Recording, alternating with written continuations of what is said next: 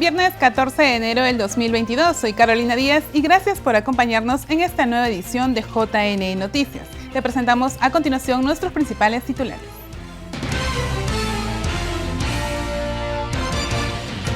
JN precisa que la convocatoria a todo referéndum debe seguir siendo potestad del organismo electoral.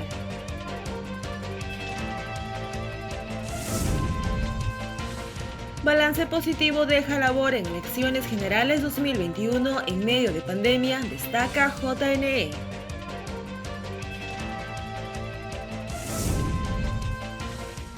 JNE recuerda que está prohibida la publicidad estatal en periodo electoral.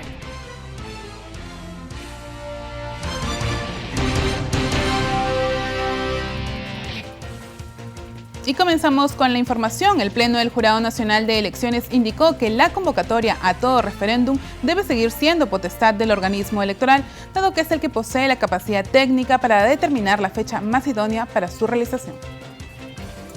Ante autógrafa de ley que propone cambios al respecto, el JNE señala que todo referéndum debe seguir siendo convocado por este organismo electoral. El acuerdo de la entidad precisa que la más idónea para hacerlo, al poseer la capacidad técnica para evaluar la fecha más adecuada para estos procesos. En ese sentido, se señala que el máximo organismo electoral es la autoridad competente para llevar a cabo esta tarea, ya que es el que posee la capacidad técnica, tanto la convocatoria a un proceso electoral como el referéndum y los plazos para la realización de las actividades previas a dicho acto electoral. El documento agrega que la idoneidad del JNE para mantener esta potestad también se hace patente si se tiene presente que, en su artículo 45, la Ley de los Derechos de Participación y Control Ciudadano reconoce que la convocatoria a procesos electorales para el ejercicio de derechos políticos puede ser postergada por la autoridad electoral en caso de la proximidad de elecciones generales, regionales o municipales.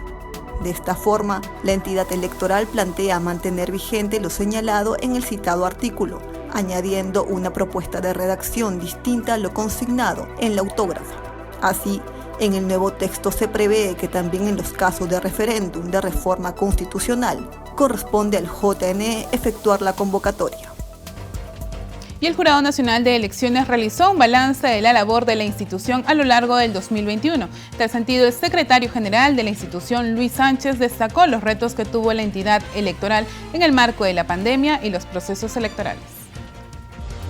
El 2021 significó un año de retos para el Jurado Nacional de Elecciones. Los procesos electorales realizados pese a la pandemia se dieron gracias al compromiso de la institución con la democracia. Luis Sánchez, secretario general del Jurado Nacional de Elecciones, destacó la labor del ente electoral en el último año. Lo que se puede decir del proceso electoral de elecciones generales es que fue totalmente atípico. No solo por las condiciones de pandemia en las cuales se llevó a cabo, sino también porque durante su desarrollo surgieron situaciones que significaron un gran reto para la institución en comparación con procesos similares anteriores. Uno de ellos fue los incontables ataques que sufrió la institución a través de los conocidos o denominados fake news, y también otro de los retos que asumió la institución fue resolver una gran cantidad de pedidos de nulidad concretamente que no tuvo precedentes, labor que tuvo que ser cumplida en un plazo muy breve a fin de cumplir los plazos que nos habían sido asignados y asegurar a toda la ciudadanía y al país en su conjunto el proclamar nuevas autoridades elegidas por todos los ciudadanos. Asimismo, señaló que la carga de trabajo tras las elecciones generales 2021 fue resuelta en un tiempo récord. Se recibió una gran cantidad de actas observadas y pedidos de nulidad. En comparación con procesos anteriores, la carga se incrementó en un 13.500%. Entonces estamos hablando de una gran cantidad de recursos que se presentaron. En primera instancia, solamente pedidos de nulidad. Tuvimos más de 1.000 pedidos, concretamente 1.088, de los cuales en apelación llegaron 270. Y adicionalmente se resolvieron 84 apelaciones de estas observadas. Entonces, todo eso significó una gran labor para todos los involucrados en el ente electoral. De la misma forma, el comité de fact-checking tuvo gran importancia para aclarar diversas informaciones vertidas con respecto a los comicios y la labor del Jurado Nacional de Elecciones.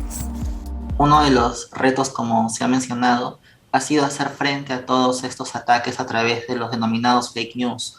Y una acertada decisión institucional fue el conformar este comité de fact-checking, de verificación de fact-checking, para poder hacer frente a todos estos ataques y poder aclarar todos aquellos ataques en redes sociales que o bien fueron falsos, tenían intención de desinformar o fueron por lo menos tendenciosos.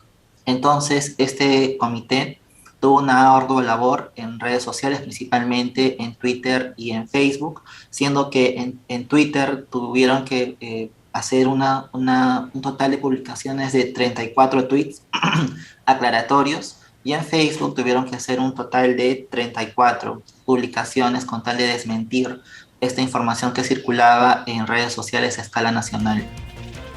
Bien, y ahora el Jurado Nacional de Elecciones recuerda que está prohibida la publicidad estatal en periodo electoral. Solo se exceptuarán los casos de impostergable necesidad o utilidad pública debidamente acreditadas. Desde el 5 de enero comenzó a regir en todo el país la prohibición para efectuar publicidad estatal, ello tras la convocatoria al proceso de elecciones regionales y municipales efectuada por el gobierno, recordó el JNE. Por un lado, solo puede ser difundida cuando se justifican determinados criterios como lo son la impostergable necesidad y utilidad pública.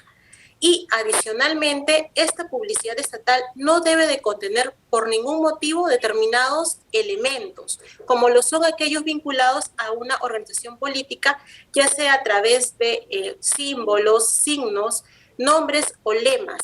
Y, por otro lado, no pueden estar relacionados a funcionarios públicos. De esta manera, las entidades públicas y sus dependencias están impedidas de difundir avisos o mensajes en radio, televisión, prensa escrita u otras formas de divulgación. De acuerdo con la especialista de fiscalización del JNE, se exceptúa de este impedimento a la publicidad estatal que posea la condición de impostergable necesidad o utilidad pública, la cual debe ser debidamente acreditada. Puede difundirse, pero para ello existe un requisito adicional, una obligación que deben de cumplir las entidades públicas. Nos referimos a dos procedimientos. En el caso de la solicitud de autorización previa y el otro procedimiento, el reporte posterior. Hablamos de solicitud de autorización cuando la publicidad estatal es difundida a través de radio y televisión, para lo cual la entidad tiene que presentar el anexo número 1 que se encuentra contenido en la resolución 922-2021 del Jurado Nacional de Elecciones. Y por otro lado, cuando hablamos de reporte posterior, es cuando esta publicidad estatal es difundida a través de cualquier medio distinto a radio y televisión. Llámese prensa escrita, paneles, banners. También estamos hablando de aquella información que se difunde a través de redes sociales. Así, al tratarse de difusión radial o televisiva, la entidad deberá solicitar autorización previa a la Dirección Central de Gestión Institucional del JNE, en tanto no se instalen los jurados electorales especiales. Dicho permiso deberá ser exigido al anunciante por los medios de comunicación. En relación a la publicidad difundida a través de otras modalidades, se exige que se informe a través de un reporte posterior en un plazo de 7 días hábiles que se cuentan desde el inicio de la difusión. Algo que es importante para nosotros, la parte de fiscalización, es que este reglamento ha señalado de manera expresa que al tratarse de publicidad estatal que es difundida a través de redes sociales, se requiere que la entidad en el reporte posterior señale el link en el cual se encuentra alojada la publicidad estatal para que los fiscalizadores podamos realizar una óptima labor de revisión de los elementos publicitarios. Ante cualquier infracción a la normativa, se ordenará el cese, retiro o adecuación de la publicidad estatal según corresponda, bajo una multa que oscila entre los 30 y 100 UIT, es decir, entre 138.000 a 460.000 soles. Y el Jurado Nacional de Elecciones recalcó que las organizaciones políticas deben contar con su propio órgano electoral para las elecciones internas. Dicho órgano electoral registra las candidaturas para los comicios internos con miras a las elecciones regionales y municipales. Las organizaciones políticas deberán contar con un órgano electoral central, sea cual fuera la denominación que le dé el partido o el movimiento regional, para la realización de sus comicios internos, informó el JNE. La norma detalla que tal instancia interna debe estar conformada por un mínimo de 3 miembros titulares y sus respectivos suplentes. La organización política define la conformación de su órgano electoral a escala de la sede central, la misma que realiza funciones administrativas y electorales conforme a la Ley de Organizaciones Políticas, el Reglamento Electoral y demás normas internas. Todos deben estar afiliados a la organización política. Se precisa que en las elecciones internas, las organizaciones políticas están representadas ante el JNE por el presidente del órgano electoral central respectivo, debidamente registrado ante el Registro de Organizaciones Políticas. Tratándose de organizaciones políticas en proceso de inscripción, se considera el afiliado a quien se le ha conferido dicho cargo. El presidente de este órgano electoral central está legitimado para presentar ante el JNE, a través del sistema de Clara Internas, las fórmulas y listas de candidatos en elecciones internas. Esta plataforma informática es el único medio a través del cual se registran las candidaturas. El reglamento dispone también que las organizaciones políticas cuenten con órganos electorales descentralizados que a escala de su circunscripción realicen funciones administrativas y electorales. Y un estudio de la OMPE ha revelado que la aplicación de la paridad y alternancia en las elecciones del 2021 incrementó la representación de candidatas a Congreso con un 37%. No obstante, su participación enfrenta desafíos como el acoso político. La Ley de Paridad y Alternancia ha permitido incrementar la cantidad de candidatas a cargos de elección popular y también el porcentaje de parlamentarias. Así lo revela un estudio realizado por la OMPE con asesoría técnica del programa de la Unión Europea Eurosocial. En términos generales hemos identificado como principal hallazgo, ¿no?, que la presencia de las mujeres en el Congreso de la República pasó de 2020 hasta el 2021 de 25.4% a 37%. Esto es un hito histórico, ¿no?, ante el contexto de la alta subrepresentación de la mujer en los puestos de poder. No obstante, la mujer va a enfrentar una serie de desafíos. No obstante, la brecha en las candidaturas nuevamente se reconoce en quienes encabezaron las listas. En los comicios del 2021, el porcentaje promedio de listas encabezadas por mujeres en los 10 partidos del proceso fue de 20%, mientras que el de hombres fue de 71.7%. Estamos viendo que solamente con la ley de paridad y alternancia que se aplicó en las elecciones 2021 de manera, digamos, vertical, hubo un avance al 37.7%, y con la paridad horizontal, en definitiva vamos a tener hallazgos y avances importantes que también esperamos estudiar y que cambie el panorama político. La investigación también recoge la experiencia de 12 candidatas del actual Congreso y evidencia los desafíos que enfrentan las mujeres cuando incursionan en política. Lo que vemos efectivamente es de que existen vacíos a nivel de la normativa interna de las organizaciones políticas que podrían mejorarse para ese y futuros procesos, y podrían implementarse una serie de innovaciones y de mejoras desde las organizaciones políticas, tomando en cuenta casos internacionales y pautas que dan organismos internacionales acerca de cómo no solamente atender, sino también cómo prevenir y sancionar el acoso político. La publicación de la OMPE Paridad y Alternancia será presentada el 21 de enero a las 5 de la tarde por las redes sociales del organismo electoral.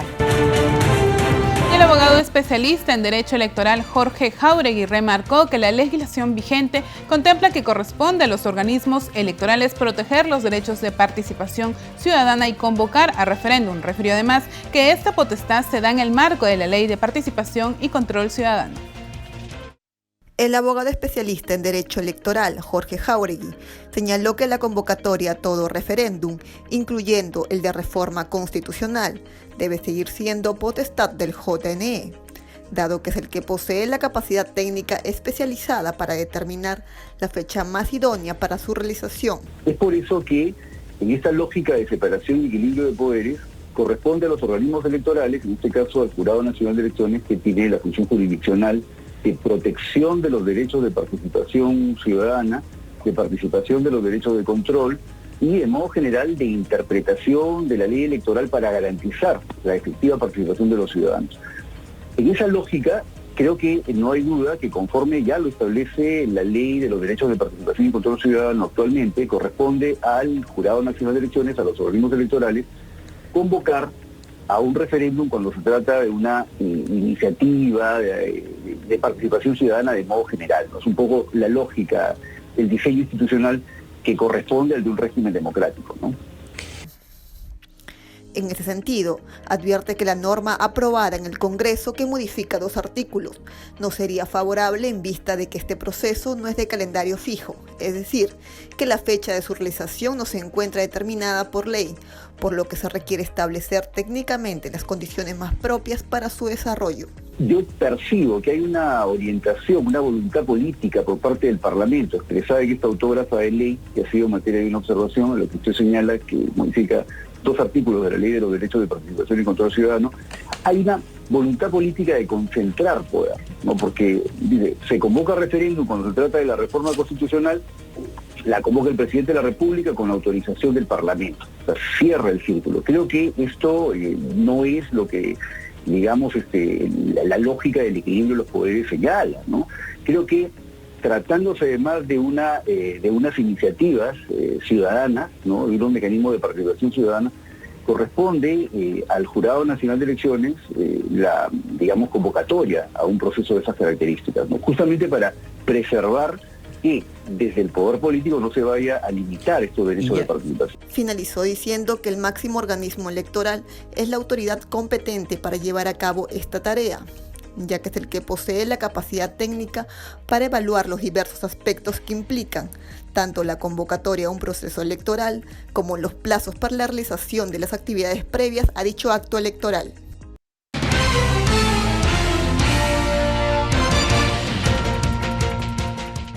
Bien, ahora en la entrevista aquí en JN Noticias vamos a conversar sobre el reglamento del procedimiento de aplicación de las actas observadas, y para ello tenemos como invitado al doctor Jorge Valdivia, quien es abogado de Secretaría del Jurado Nacional de Elecciones. ¿Qué tal? ¿Cómo está, doctor? Buen día. Buen día, Catalina. Bien, doctor, por favor, para dejar claro este nuevo reglamento que salió publicado para la aplicación de estas actas observadas, para el tratamiento de estas actas observadas, ¿hay algunos cambios o precisiones que se deba hacer? Sí, bueno, previo a tu pregunta, me gustaría comenzar definiendo qué es el acta electoral, para que se entienda lo dispuesto en el reglamento. El acta electoral es el documento impreso en el cual se registran los actos, hechos e incidencias que se producen en cada mesa de sufragio desde su instalación hasta el cierre, y que está compuesta por 3 secciones: el acta de instalación, el acta de sufragio y el acta de escrutinio. De esta acta electoral, los miembros de mesa emiten 5 ejemplares para los siguientes destinatarios.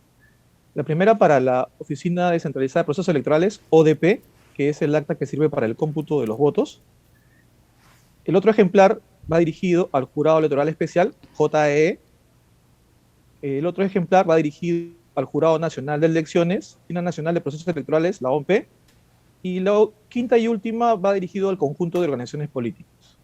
Bien, antes de la vigencia del presente reglamento, aprobado mediante resolución número 981-2021 JNE del 28 de diciembre del año pasado, la remisión del ejemplar del acta electoral que corresponde a la ODP con su par correspondiente al JE, más el reporte, que es el documento generado por la ODP para cada acta observada con votos impugnados o con solicitud de nulidad, en el que se consigna el tipo de elección y las observaciones del acta electoral, se remitían al Jurado Electoral Especial para su resolución de manera física.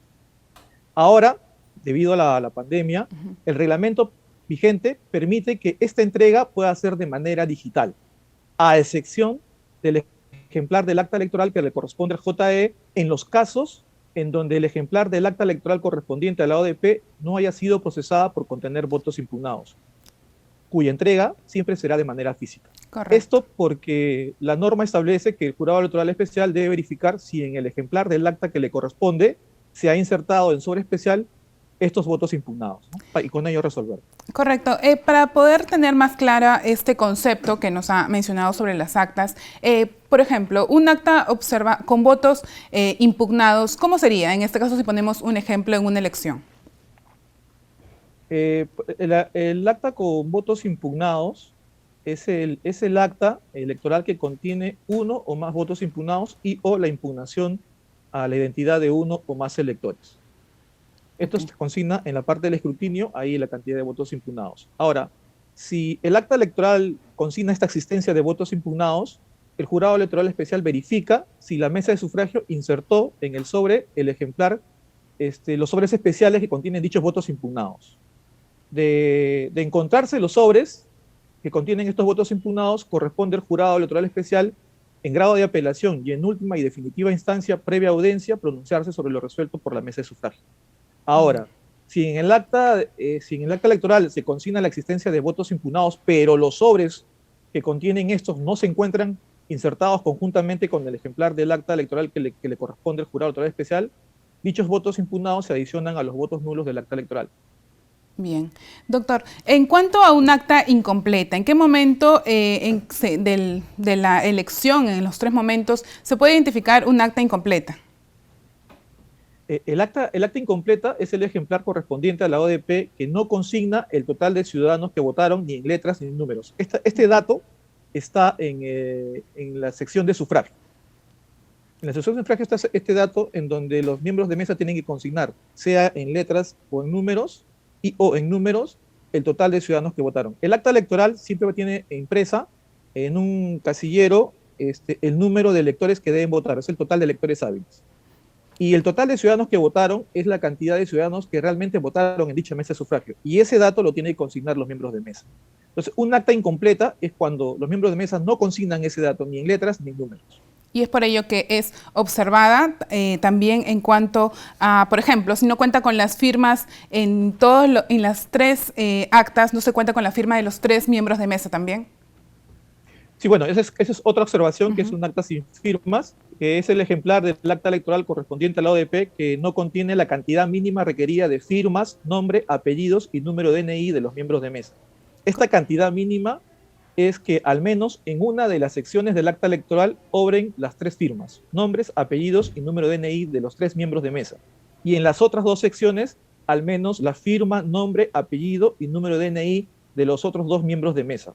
Esto quiere decir más o menos, para llevarlo a términos futbolísticos, el 3-2-2, es decir, que 3 miembros de mesa deben firmar en la instalación, 2 en el sufragio y 2 en el escrutinio. O 2 miembros de mesa firmar en la instalación, 3 en la sección de sufragio y 2 en el escrutinio, o 2 miembros de mesa en la sección de instalación, 2 en la sección de sufragio y 3 en la sección de escrutinio. Si se cumple esta cantidad mínima, el acta no tiene por qué ser observada.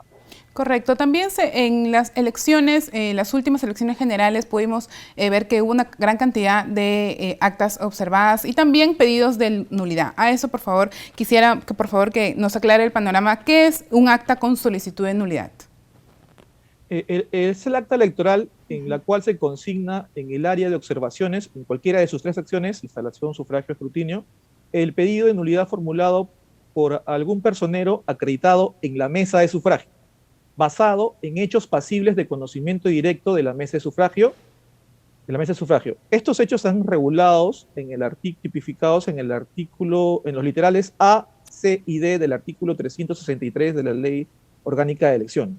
El A señala que cuando la mesa de sufragio se haya instalado en lugar distinto al señalado en condiciones diferentes a las establecidas por la LOE, o después de las 12 horas, siempre que tales hechos hayan carecido de justificación o impedimento de libre ejercicio de derecho de sufragio. El regulado en el literal C señala cuando los miembros de mesa de sufragio hayan ejercido violencia o intimidación sobre los electores. Y el literal D regula que cuando se compruebe que la mesa de sufragio admitió votos de ciudadanos que no figuraban en la lista de electores de la mesa, o rechazó votos de ciudadanos que sí figuraban en ella, en número suficiente que varíen el resultado de la elección. Bien, con respecto a cuando solicitan la nulidad de estos votos, ¿se considera también que la firma de los miembros de mesa en este momento, si son ininteligibles o falsas quizás, también se puede pedir cómo es solicitud de nulidad o cómo es el procedimiento en este caso? Como he señalado, esos casos no estarían regulados por hechos pasibles de conocimiento de la mesa porque son estos 3 casos que he señalado taxativamente. Correcto. Entonces, estos podrían entrar en Sí, estos podrían entrar en la otra causal de nulidad que está referido a hechos externos a la mesa de sufragio. Pero esto ya no tiene nada que ver en sí con el acta electoral, sino con la elección de la mesa de sufragio en sí. Bien, entonces, doctor, para tener claro, este reglamento aprobado ya para el procedimiento de aplicación de actas observadas, el tratamiento que se va a hacer, por favor, ¿podríamos definir cuáles serían las principales diferencias o lo más resaltante que se debe tener en cuenta en cuanto ya vamos con miras a las elecciones regionales y municipales que vienen en octubre próximo? Sí, la innovación más resaltante es la que he señalado en el sentido de que esta entrega de las actas electorales observadas y su ejemplar celeste, su par celeste, con el reporte, ya no van a ser entregados al jurado electoral especial para que resuelva de manera física, sino que pueden ser remitidos de manera digital y así se evita este contacto que puede generar contagios a raíz del virus que nos aqueja en esta pandemia.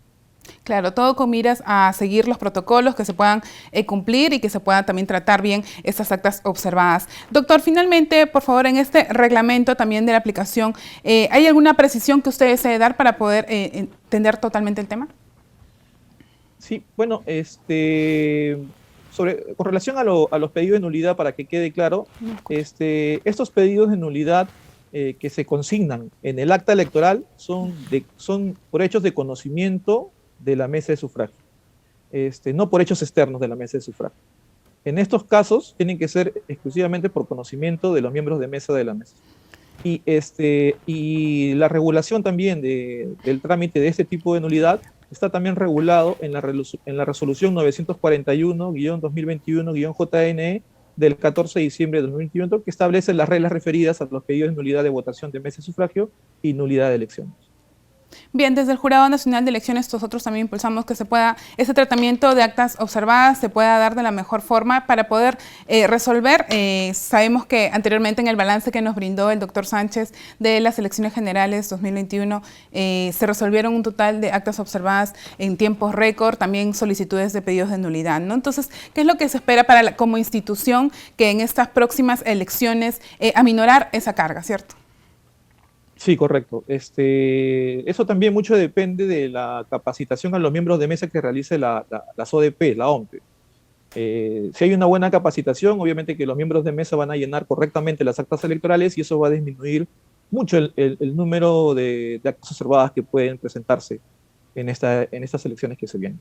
Correcto, bien, la capacitación entonces de los miembros de mesa, que son son actores electorales que hacen al final que nosotros podamos elegir de manera correcta a nuestras autoridades. Bien, doctor Valdivia, nosotros fue un gusto conversar con usted sobre este tema, esperemos tenerlo pronto aquí en el programa. Muchas gracias a usted, Carolina. Bien, nosotros nos vamos a una breve pausa y volvemos con más.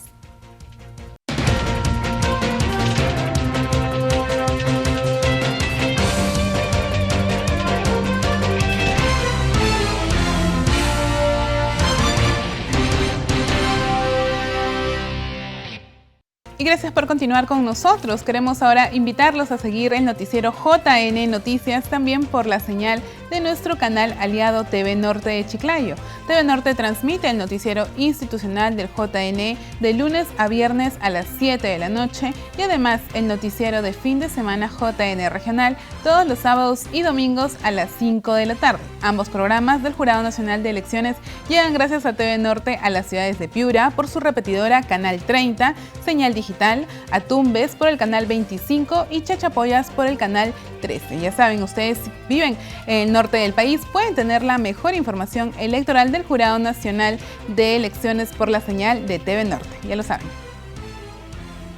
Y ahora atención con la siguiente información porque el RENIEC hace de público conocimiento que el certificado C4 ya no reemplazará al DNI. Además, los documentos de identidad tendrán vigencia hasta el 31 de marzo. Desde hoy el certificado de inscripción C4 ya no reemplazará al documento nacional de identidad, según lo dispuso el RENIEC en una reciente resolución jefatural. De esta manera se dejó sin efecto la medida anterior que prorrogaba excepcionalmente la vigencia de los DNI caducos o que estén por caducar en el contexto del estado de emergencia. El certificado de inscripción C4 era un documento que el RENIEC puso a disposición en el 2020 para los ciudadanos que no contaban con su DNI en el estado de emergencia nacional. El C4 contaba con toda la información del DNI de la persona que lo solicitaba. Entre otras medidas, la entidad registral recuerda que los DNI caducos o estén por caducar mantendrán su vigencia hasta el 31 de marzo debido a las acciones tomadas por una tercera ola del coronavirus en el país. Así se busca evitar aglomeraciones en las agencias y reducir las probabilidades de contagio de la nueva variante Omicron. Bien, ahora veamos las 5 noticias oficiales del día elaborado por la Agencia de Noticias Andina. Bienvenidos, desde la Agencia de Noticias Andina, estas son las 5 noticias del día. El Gabinete Binacional Perú-Colombia abordó aspectos prioritarios para lograr un impacto de desarrollo no solo en ambos países, sino en toda la región, destacó la presidenta del Consejo de Ministros, Mirta Vázquez. En la cita se abordaron temas como la lucha contra la pobreza, el retorno a clases presenciales y la salud en el marco de la pandemia. Un estudio desarrollado por el Ministerio de Salud reveló que de 23.040 pacientes hospitalizados por COVID-19, 20.795 no se habían vacunado ni con la primera ni con la segunda dosis. En UCI, el 70% de las camas está ocupada por personas no inmunizadas. El MINSA recomienda vacunarse para evitar los contagios e informa que 5.897.317 personas ya se aplicaron la tercera dosis. El Congreso aprobó la ley que promueve la protección y desarrollo integral de las niñas, niños y adolescentes que se encuentran en situación de orfandad tras el fallecimiento de su madre, padre o ambos. La asistencia económica es de 200 soles mensuales, que se abonarán de forma bimestral y se mantendrá vigente hasta que el beneficiario cumpla 18 años o se presente alguno de los supuestos de extinción regulados en la norma. La nueva refinería de Talara permitirá reducir los costos de los combustibles, debido a un margen de refinación menor que el de importación, lo que será muy beneficioso para los usuarios, afirmó Petróleos del Perú. Precisan que contar con 2 gasolinas a partir de julio próximo permitirá optimizar aquellos cuellos de botella, como la congestión en los terminales marítimos. Brian Santisteban y Ronaldo Sánchez, pertenecientes a la carrera de comunicación de la Universidad Católica Santo Toribio de Mogrovejo de Chiclayo, obtuvieron el tercer lugar en el 6º Premio Internacional de Creatividad Juvenil del Reino Bahrein en el Oriente Medio. Los alumnos conquistaron este premio tras presentar su documental Trabajo Silencioso, que narra la convivencia y el trabajo en las minas de yeso en Morrope, región Lambayeque. Para mayor información, no se olviden de visitar andina.p. Y en la siguiente nota, conozca el protocolo para la vacunación contra la COVID-19 a niños de 5 a 11 años. Los menores se le aplicará la vacuna Pfizer y deberán ser acompañados por uno de los padres o un familiar mayor de 18 años. El Ministerio de Salud publicó el protocolo para la vacunación contra el coronavirus a menores de 5 a 11 años de edad. Se precisa que la inoculación prevista iniciar entre el 19 y 20 de enero se llevará a cabo en colegios a nivel nacional y casa por casa. Según la entidad, las instituciones educativas serán consideradas en su mayoría centros de vacunación, según el listado proporcionado por el Ministerio de Educación para la inmunización de la población escolar a partir de los 5 años, agregándose también a los adolescentes de 12 a 17 años. También se aplicará la vacuna a los menores de 11 años a través de puntos móviles de inmunización bajo la modalidad casa por casa. Cabe indicar que los niños y niñas de 5 a 11 años deberán acudir a los vacunatorios con uno de sus padres, tutor o familiar mayor de 18 años, que será responsable de velar por su cuidado durante las 72 horas después de la inmunización del menor. Previa a la aplicación de la vacuna contra la COVID-19, el padre, madre o tutor o familiar mayor de 18 años deberá presentar el documento de expresión de consentimiento informado debidamente firmado.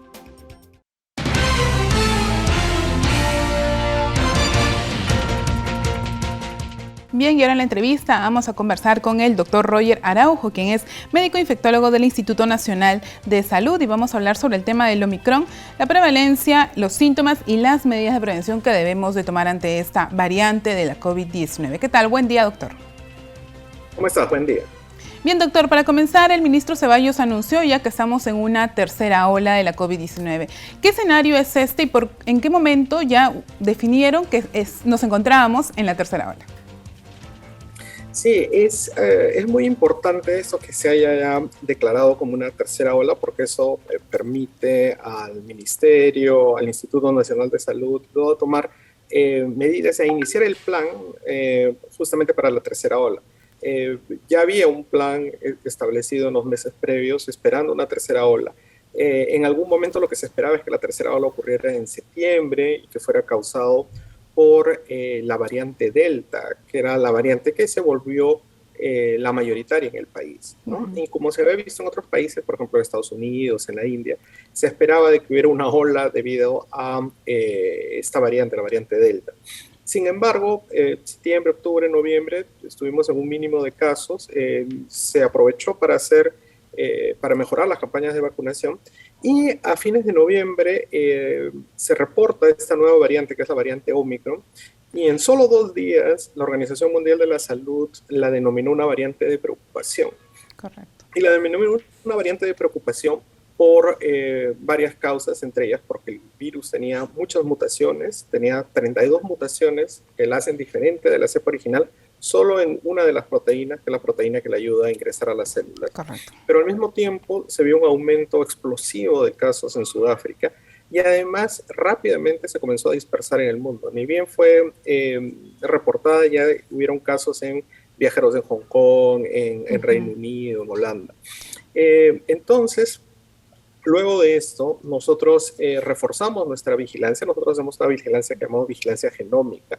En este caso es que una fracción de todos los PCR, de todas las pruebas moleculares que se hacen en el país, nosotros las secuenciamos, es decir, analizamos todo el virus para ver exactamente qué tipo de virus se trata. Reforzamos esto y más o menos el 17 de diciembre detectamos por primera vez un caso positivo para Omicron. Entonces, a tu pregunta, ¿por qué se declaró que ya había comenzado una tercera ola?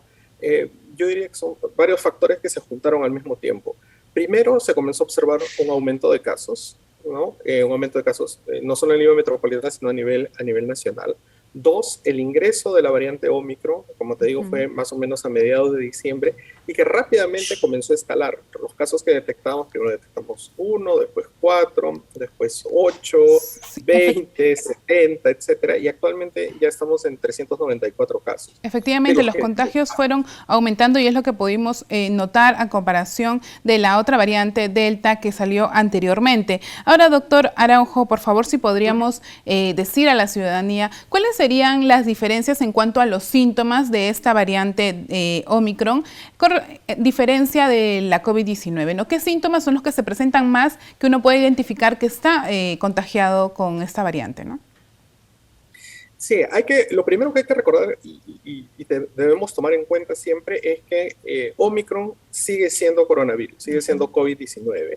Es decir, la mayoría de síntomas, los riesgos de que uno se hospitalice, fallezca, que uno le dé neumonía, siguen estando ahí, ¿no? Entonces, lo primero que la ciudadanía tiene que saber es que Omicron no es una enfermedad diferente, sigue siendo parte del COVID. Sin embargo, hay algunas diferencias. Lo que se ha reportado en general en Sudáfrica y en Reino Unido, que son los lugares donde más casos han habido y ha comenzado inicialmente, y por lo tanto tienen más datos, es que en adultos jóvenes sobre todo, es donde más se presenta, y se suele presentar de una forma mucho más leve que se solía presentar las otras variantes. Es decir, normalmente nosotros estamos acostumbrados a que con coronavirus usual, con Delta, por ejemplo, con la variante previa, rápidamente hubieran síntomas respiratorios como falta de aire, mucha tos, ¿no? Dolor torácico. Si uno le tomaban una radiografía iba a ver que ya tenía neumonía, y además tenía muy clásico, la mitad de los pacientes más o menos tenían este problema de falta de gusto, falta de olfato.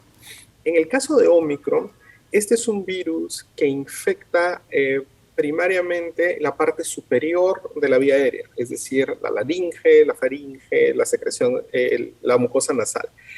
La infecta más que la parte de abajo, es decir, lo que son bronquios, tórax, pulmones. Eso no quiere decir que no pueda hacerlo, sino dice que es más probable que infecte la parte superior. Entonces, los síntomas de la vía aérea superior son más frecuentes. Estamos hablando de que va a dar más dolor de garganta, secreción nasal, sensación de congestión.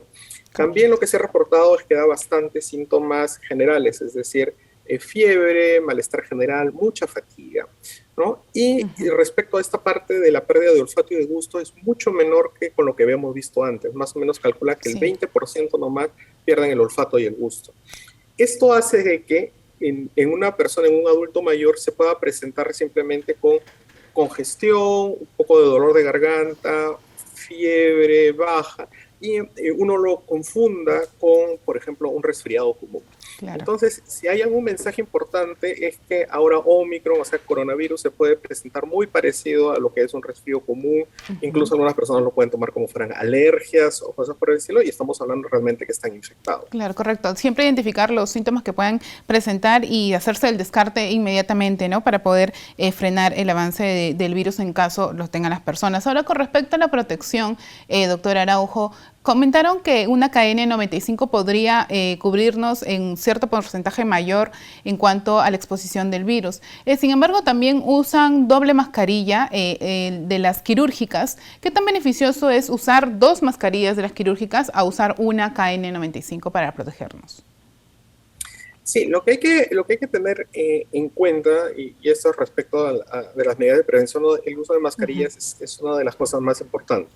El uso de mascarillas funciona, digamos, en 2 direcciones. Uno es, si yo estoy infectado, ¿qué tanto evito dispersar el virus, ¿no? Entonces, en ese sentido, tanto las mascarillas de tela, las mascarillas quirúrgicas y, obvio, las KN95, N95, van a prevenir, van a evitar de que todas las gotas que yo produzco al momento de hablar, toser, etcétera, se esparzan al medio ambiente. Ahora, respecto a qué tales me protegen a mi persona de que haya gotitas, partículas en el ambiente que tengan coronavirus y que puedan llegar a mi sistema respiratorio.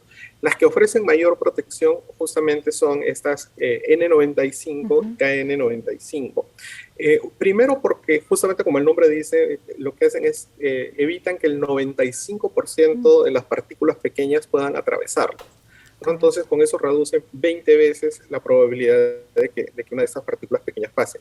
Pero la otra característica muy importante que tienen estas mascarillas, la N95 sobre todo y la KN95, es que forman una barrera, tienen un elástico, tienen la parte aquí metálica alrededor de la boca y forman un sello alrededor de la nariz y la boca. Ese sello es muy, muy importante hacerlo para protegerse. Muchas personas no usan correctamente la mascarilla, incluso usan una KN95, pero que no está manteniendo ese sello, y si no mantiene ese sello con los elásticos, entonces reduce la protección.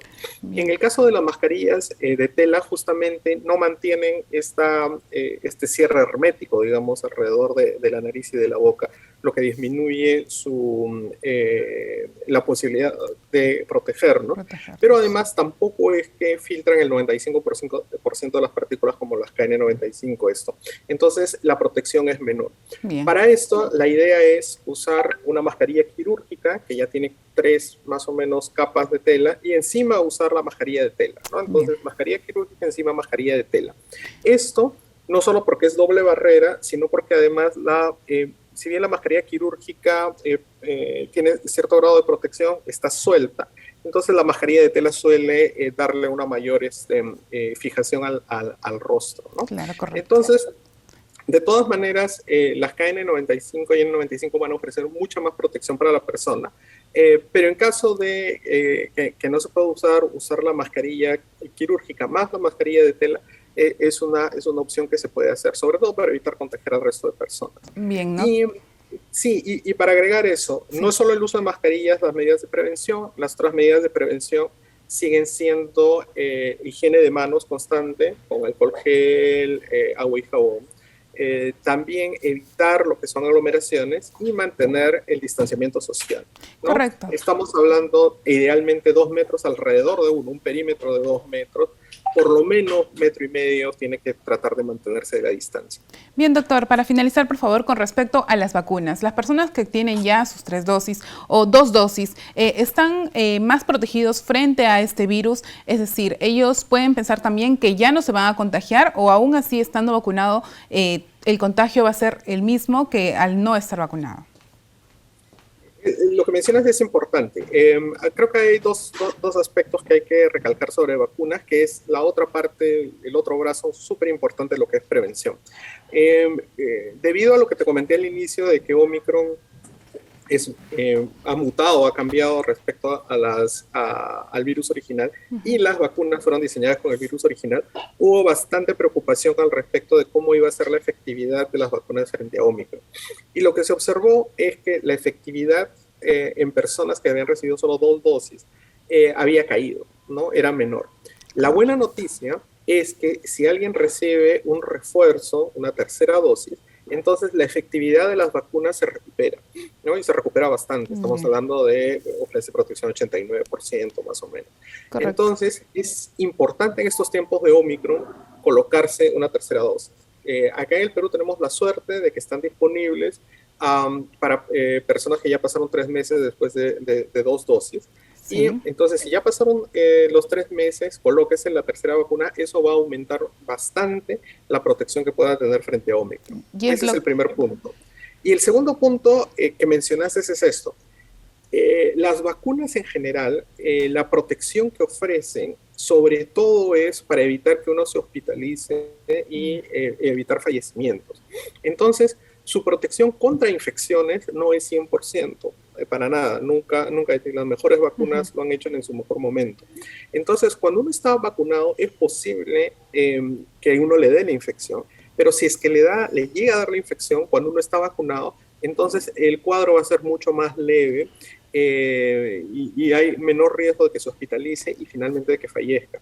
Correcto. Como ustedes han escuchado, el 80% de las personas que están en cuidados intensivos son personas no vacunadas, y una persona no vacunada, si es adulto mayor, tiene 20 veces más riesgo de fallecer comparado con los que sí están vacunados. Claro, entonces la vacuna sería el mejor aliado para nosotros en esta ocasión y también en este contexto de la tercera ola. Nosotros conversamos con el doctor Roger Araujo, que nos ha aclarado un poco el panorama sobre el Omicron y esta nueva variante que está afectando a la ciudadanía. Entonces vamos nosotros a agradecer su presencia, doctor. Ok, muchísimas gracias. Hasta luego. Muchas gracias. Nosotros nos vamos a una breve pausa y volvemos con más aquí en JN Noticias.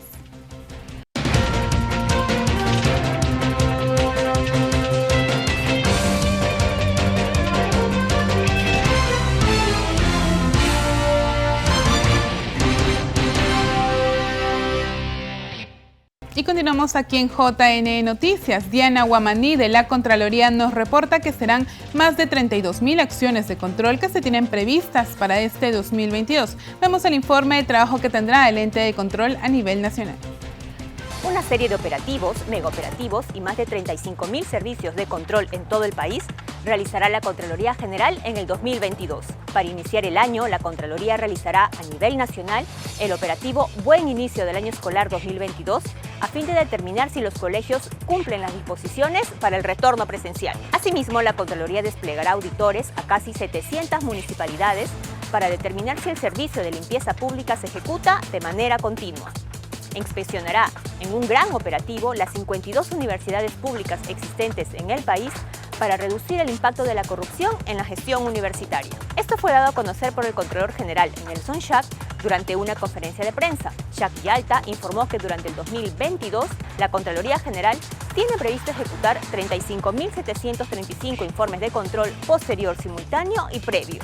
A esto se suman los 12 megaoperativos de control a desarrollarse en las regiones de Pasco, Madre de Dios, Arequipa, Junín, Cusco, Lima Metropolitana, Tacna, Apurímac, Moquegua, Huancavelica, San Martín y Lima provincias. También se realizará un operativo de control a funcionarios claves en la gestión pública.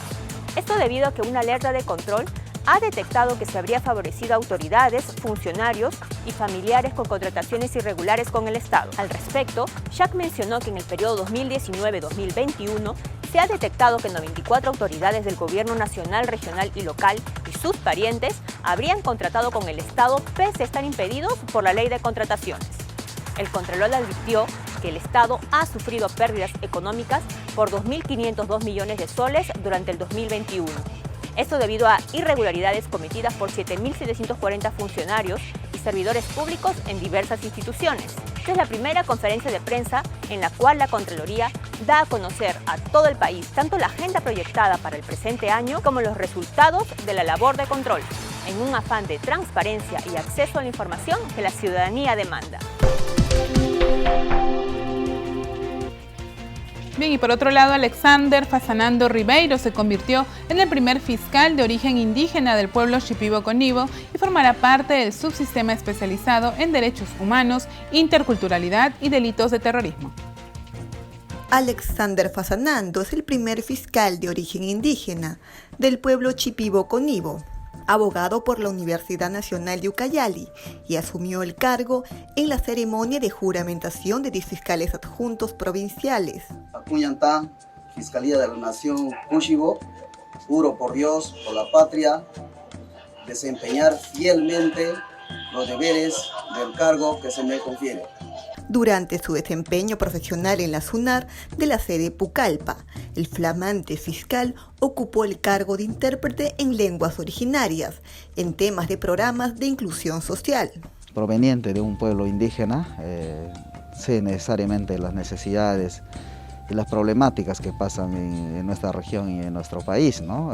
Básicamente el tema vigente, lo que es el asesinato de los ambientalistas, de los guardabosques, de los líderes indígenas que solamente son asesinados por cuidar sus territorios, ¿no? Como funcionario del Ministerio Público vamos a hacer una investigación exhaustiva, ¿no? Para que de una u otra manera la población indígena, la población amazónica, no solamente en Ucayali, sino en toda la Amazonía, podamos de una u otra manera hacer incidencia y que la población pues se sienta tranquilo, cómodo con el trabajo que vamos a realizar como Ministerio Público, ¿no? El fiscal Alexander Fasanando contribuirá a acercar los servicios del Ministerio Público a las comunidades indígenas, así como el fortalecimiento de la interculturalidad para fortalecer el acceso a la justicia de los ciudadanos indígenas, quienes, en su condición de defensores ambientales, son víctimas de atentados en contra de su vida. Y en el norte peruano, las autoridades educativas anunciaron que la vacunación de los escolares se llevará a cabo en sus respectivos centros educativos. El informe es de TV Cosmos. El gerente de educación de la región La Libertad, Oster Paredes, informó que los escolares serán vacunados en sus instituciones educativas respectivas. Para ello vienen trabajando en conjunto con la Gerencia Regional de Salud a fin de que se garantice la vacunación de este grupo poblacional y de esta manera lograr un retorno a clases seguro. Hemos hecho una coordinación ya con Geresa, ya nos hemos reunido con todas las unidades de Geresa, con todas las unidades de educación de la SUGEL. Esta semana se está elaborando el cronograma y la vacunación va a ser por institución educativa.